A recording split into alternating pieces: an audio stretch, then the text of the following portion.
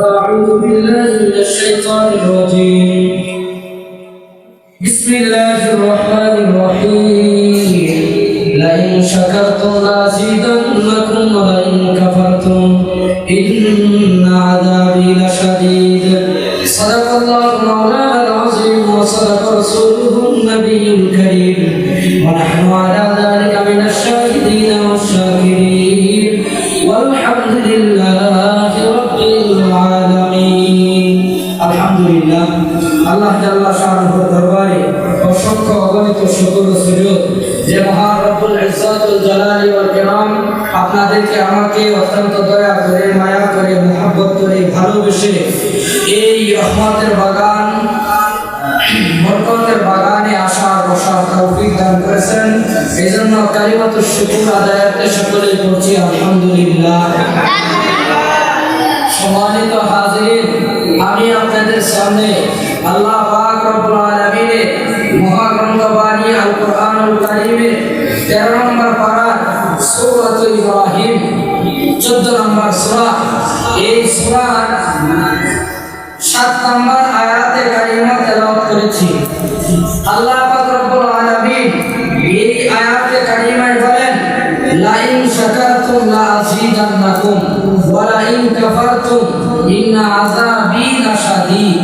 আল্লাহ পাক রব্বুল আলামিন বলেন, ও দুনিয়ার আমার বান্দা বান্দীরা, ও আমার আদরের বান্দা বান্দীরা, আমি আল্লাহ তাআলা তোমাদেরকে দুনিয়াতে যে সমস্ত নিয়ামত দ্বারা সুসজ্জিত করেছি, যে সমস্ত নিয়ামত আমি আল্লাহ তাআলা তোমাদেরকে দান করেছি, তোমরা যথা নিয়ামতের শুকরিয়া যথা সময়ে যথাযথভাবে যদি আদায় করো তাহলে আমি আল্লাহ তাআলা তোমাদেরকে পুরস্কৃত করব। বলেন সুবহানাল্লাহ।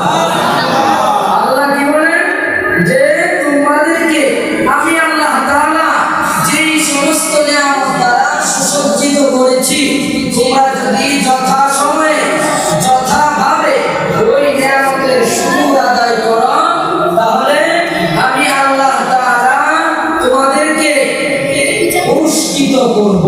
কি করবেন বলেন? পুরস্কৃত করব। কি পুরস্কার? আল্লাহ বলেন লাইন শাকারতুম লাযীদান্নাকুম ওয়া লাইন কাফারতুম ইন্না আযাবি লাশাদীদ।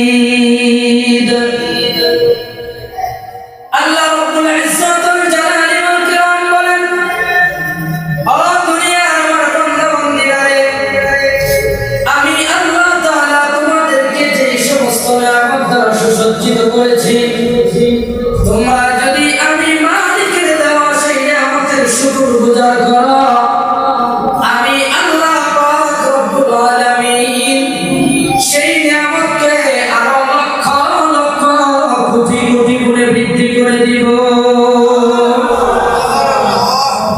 আমরা যদি আল্লাহর দেওয়া নিয়ামতের শুকর আদায় করি তাহলে আল্লাহ পাক আমাদের নিয়ামতকে আরো লক্ষ লক্ষ কোটি কোটি গুণে বৃদ্ধি করে দিবেন। বলে সুবহানাল্লাহ। রুমের ভিতরে তো আওয়াজটা মাথায় বাড়ি গেলে সমস্যা। আল্লাহ পাক আমাদেরকে কি করবেন? নিয়ামতকে আরো বৃদ্ধি করে দিবেন। আরেকটু নিয়ামতকে আল্লাহ তাআলা বৃদ্ধি করে দিবেন। এটা হলো আয়াতের প্রথম অংশের কথা, যে আল্লাহ তাআলা যদি আমরা নিয়ামতের শুকরিয়া আদায় করি, আল্লাহ আমাদের নিয়ামতকে আরো কি করবেন? বাড়ায়া দিবেন। নিয়ামতকে কি করবেন? বাড়ায়া দিবেন। আমরা কি আল্লাহর নিয়ামতের শুকরিয়া আদায় করে শেষ করতে পারবো? মনে পারবো? আল্লাহ আমাদেরকে কত নিয়ামত দিয়েছেন, একটা আপনা থেকে আপনা একটা নিয়ামতের শুকরিয়া আদায় করা পৃথিবীর মানুষের পক্ষে সারা জিন্দেগি আদায় করলেও সরিষার দানা পরিমাণ আদায় হবে। আল্লাহ বলেন ওয়া ইন তা'উদ্দু নি'মাতাল্লাহি লা তুহসুহা। আল্লাহ বলেন तमाम পৃথিবীর জমিনগুলোতে যদি কাগজ বানানো হয় আর গাছপালার তরুলতাকে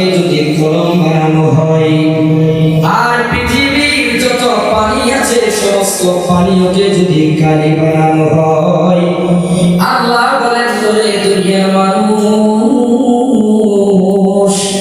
সমস্ত কালিগুলো কোনো না কোনো একদিন শেষ হয়ে যাবে, কলমগুলো কোনো না কোনো একদিন ক্ষয় হয়ে যাবে। এই তামাম পৃথিবীর সমস্ত মাটি জমিনগুলো একদিন না একদিন লিখতে লিখতে লিখতে পৃথিবীর গাছপালার পাতা লতা কোনো না কোনো একদিন শেষ হয়ে যাবে। কিন্তু বান্দা মনে রাখো, এই লেখার পরেও তুমি বান্দা কোনো বান্দা আমি মালিকের আদনা থেকে আদনা একটা নেয়ামতের শুকুর আদায় রেখে শেষ করতে পারবা না।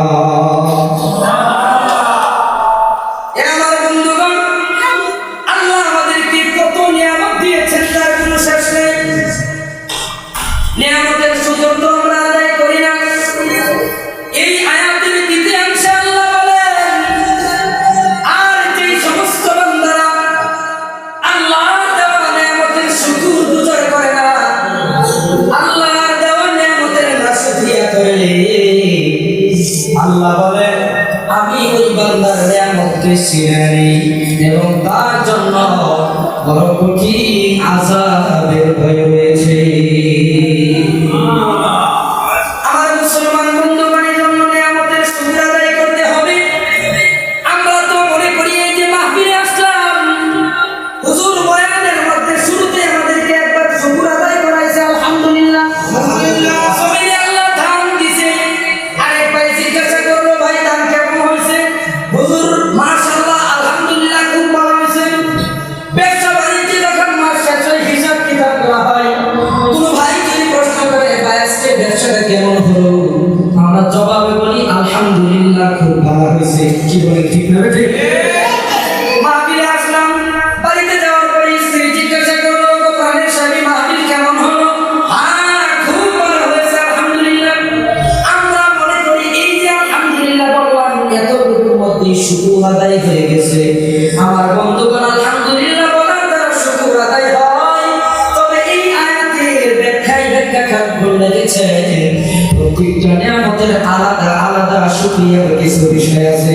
এ আমার দুস্থরা, আমার বন্ধুগণ, বাবার বয়সী মুরব্বী বাবারা, খালেদ বিন ওয়ালিদের মতো আমার কলিজার টুকরো সমবয়স্ক যুবক ভাইয়েরা, আমাদেরকে অনেক সময় দাওয়াত করা হয়। আপনাদেরকে কষ্ট রাখতেছি, অনেকের বাড়িতে অনেককে দাওয়াত দেওয়া হয়। সামনে দাওয়াত দেওয়ার পরে যদি গরুর গোশত দেওয়া হয় আর চেপার ভর্তাও সামনে দেওয়া হয়, গরুর গোশত খাওয়ার পরে আমরা বলি আলহামদুলিল্লাহ, আর ওই চেপা ভর্তা খাওয়ার পরেও আমরা কি বলি? কিন্তু মনের যে একটা তৃপ্তি, মনের যে একটা আনন্দ, এটার পরিবর্তন আছে না নাই? কি বলেন, আছে না নাই?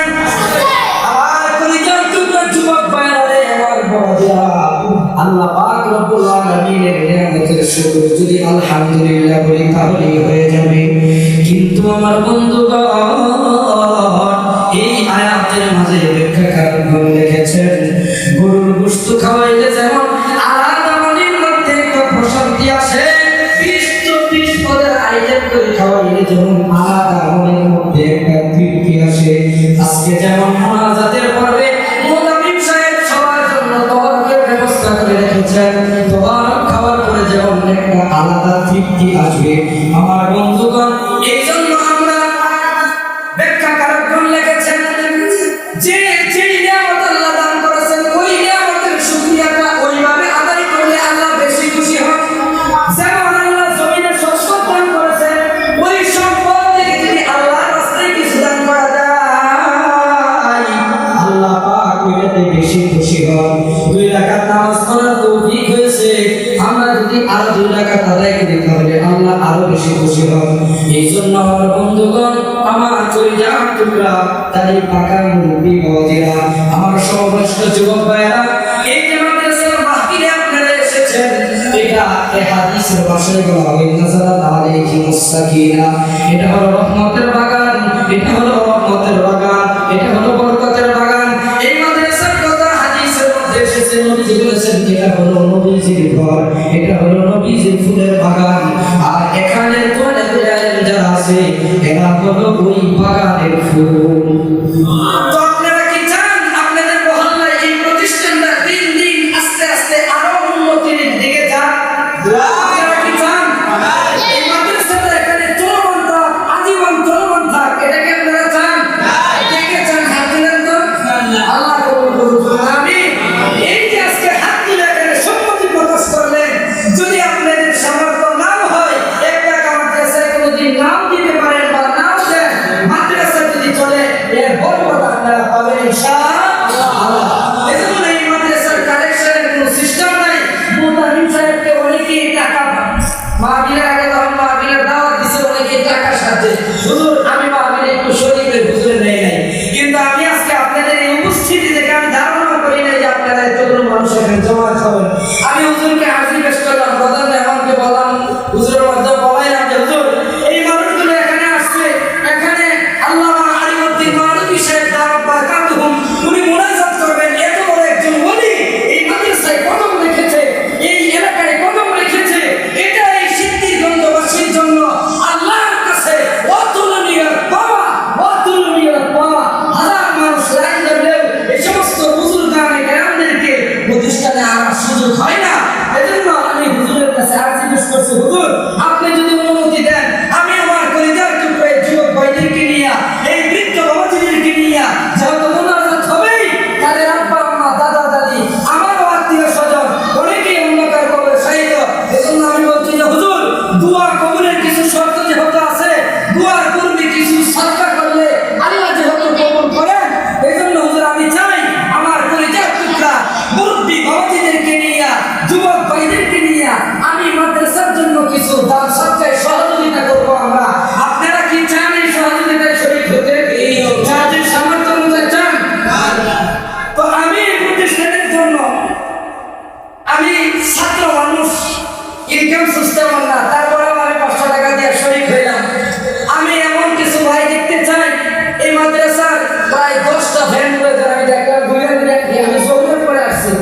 এই রুমে শুধু কার্পেট বিছানো আছে, অন্য রুমগুলোতে কার্পেট নাই। আরে ভাই যুবক ভাইরা, আমি হুজুরকে বলবো যদি সম্ভব হয় আমাকে আর 10টা মিনিট সময় দেন, আমার পরিবার টুকরায় মুরব্বী বাবাজিদের চাহনি আর যুবক ভাইদের চাহনি দেখে আমার অন্তরে বিশ্বাস হচ্ছে, এ কথা অন্তরে দীক্ষা দিচ্ছে যে আজকের মুনাজাত আল্লাহ অবশ্যই কবুল করবেন। কারণ লোক কম হলেও মানুষের আকাঙ্ক্ষা দেখেন আল্লাহ। ইন্নাল্লাহা লা ইয়ানজুরু ইলা কুলুবিকুম, আল্লাহ বান্দার কলব দেখেন, মানুষের দেহ অবকাঠামো দেখেন না, বান্দার অন্তরে কি আছে আল্লাহ এটা দেখে। আমার পরিবার টুকরা মুরব্বী বাবাকেরা আমি ঘুরে ঘুরে দেখলাম, এই বাচ্চাগুলো মাঝে মাঝে আমি আসি, আচ্ছা দেখি এই বাচ্চাগুলো ঠান্ডার মাঝে বসে পড়ে। আর এই গরমের দিন আমি আসছি, দেখি ফ্যান নাই। আগে তো ছোট্ট জায়গা ছিল, এখন একটু বড় পরিসরের জায়গার ব্যবস্থা আল্লাহ করে দিয়েছেন। তো এখানে ফ্যান নাই, মোটামুটি প্রায় কমাস কম 10টা ফ্যান প্রয়োজন। আমি যে একটা চিন্তা করে দেখলাম, এরপরে কার্পেটগুলোর জন্য মোটামুটি একটা হিসাব করলাম আমরা, মোটামুটি 1492 স্কয়ার ফিট কার্পেটের প্রয়োজন, প্রায় মোটামুটি 40 বা 37 হাজার টাকার মতো একটা মামলা। কি বলেন? তো এজন্য আমি আপনাদের কাছে উদারতা আহ্বান করবো, হুজুরের কাছে অনুমতি চাইছি, হুজুরে না করে এগুলোর পক্ষে হুজুর আয় না। মানুষ আছে দিনের কথা শুনতে, আমরা যদি দিনের কথা ডাকি এবার কি হাসাই কেমন দেখা যায়। কিন্তু আমি হুজুরকে বারবার বলছি যে আমরা চাই আমরাও আপনার সাথে একটু শরীক হই। আপনারা চান না ইনশাআল্লাহ? তাহলে আমি এমন কিছু যুবক ভাই চাই, 10টা ফ্যান প্রয়োজন। আমি চাই আপনাদের থেকে আপনারা যদি দেন 10টা ফ্যানের ব্যবস্থা হয়ে যাবে। 5-7 মিনিটের মধ্যেই হুজুর চলে আসবে, যদি আপনারা মনক্ষুণ্ণ না হন। আমার এমন একটা ভাই দেখতে চাই যে হুজুর আমি এই যে 37 fit square feet 1492 fit square feet carpet প্রয়োজন। হুজুর আমি 20 স্কয়ার ফিট বা 10 স্কয়ার ফিট 25 টাকা স্কয়ার ফিট মনে হয়। তো হুজুর আমি এটার মধ্যে শরীক হবো, এটা দিয়া। আর তোলে বলে এলেমেরা এই আরামদায়ক গালিসায় বসে আল্লাহ কোরআনের তেলাওয়াত করবে। আমার বন্ধুগণ নিঃসন্দেহে আমি কথা বলতে পারি, এদের প্রত্যেকটা হরফের তেলাওয়াতের বিনিময় আল্লাহ পাক সবের একাংশ আপনাদেরকে দান করবে। এমন কোন যুবক ভাই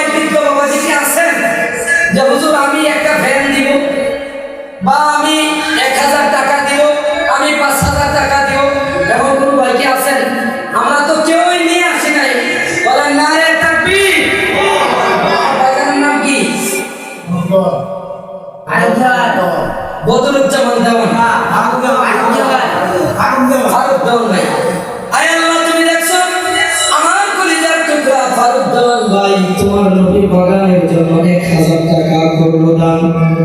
আয় আল্লাহ আমার ভাই যেভাবে নবীর বাগানকে মুহাব্বত করিয়া 1000 টাকা করলো দান, আল্লাহ কিয়ামতের ময়দানে আমার এই কলিজার টুকরা দাড়ি পাকা মুরব্বি ভাইজানকে এইভাবে তুমি ফুলসিরাতটা পার করাইয়া জান্নাতে দিয়া দিও, সবাই বলেন আমিন। আল্লাহ তাআলা রহমান দাদা দাদি নানা নানি যারা অন্ধকার কবরে শায়িত, আয় আল্লাহ দয়া করিয়া মায়া করিয়া আল্লাহ আমার ভাইজানের এই আত্মীয় স্বজনদের কবরে আযাবটা তুমি চিরতরে বন্ধ করিয়া দাও, বলেন আল্লাহুম্মা আমিন।